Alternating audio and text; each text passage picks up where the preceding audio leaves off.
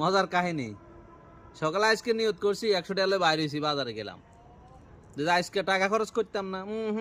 টাকা কিভাবে খরচ আজকে দেয়ার আছে। আচ্ছা। গড়ি বাজে 11টা, একটু শো করে উঠছে পেটে। কলার দোকানে গেলাম, কলাটা দইরে নাড়ি ছাড়ি দেখলাম কলা। ভাই কলা কত? 10 টাকা। 100 টাকা তো 10 টাকা গেলে 90 টাকা। না ভাই কলা কাঁচা, কলা খাওয়া যাবে না, শীতকাল। কিছুক্ষণ আধা ঘন্টা পরে একটা রুটির দোকানে গেলাম, রুটি দইলাম, নাড়ি ছাড়ি দেখলাম। দোকানদার, এ ভাই কিসে রুটি খাইবেন না?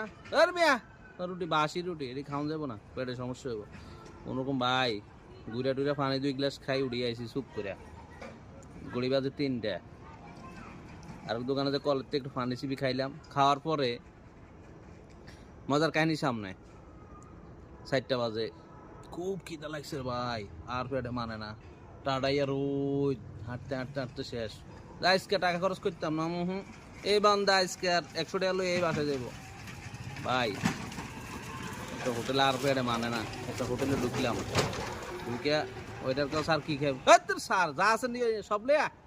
খাইতে খাইতে ভাই ভাত খাইছি 8 প্লেট, গরু মাংস 3 প্লেট। আহ, শান্তি, পানি 2 মগ খাইয়া এখন তো সায়েন্সা।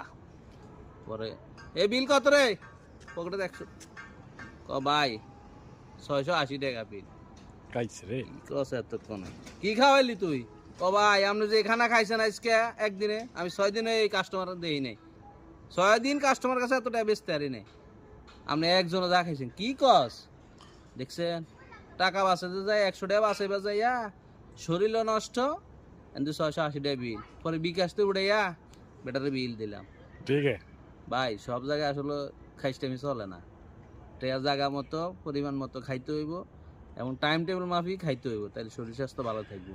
আসলে ঠিক, আমরা 10 টাকা বাসাই বাজাইয়া শরীরের বাজে 12টা খাই, হলে গ্যাস্ট্রিকের জিনিস, ফুরি ডাইল ফুরি, এটি ভুলে খাইয়েন না। আল্লাহ হাফেজ।